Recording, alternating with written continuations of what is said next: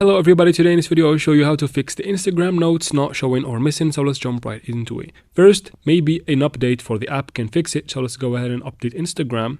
If you update it and it doesn't work for you, go ahead and switch to a professional account and then to a personal account again. So open Instagram, tap on the profile picture on the bottom right and then tap on the three lines on the top right corner of the screen.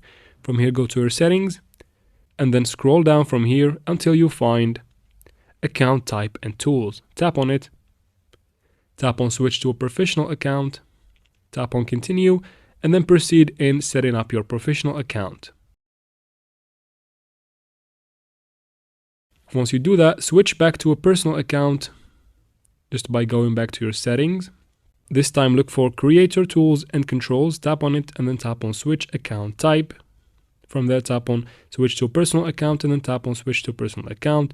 And that should solve the problem for you, because that's how I personally solved my problem, and the Instagram notes are showing again, and that's how we do it, guys. I hope this video was helpful. If it was, please like and comment down below. Don't forget to subscribe for future videos like this one, and thanks for watching.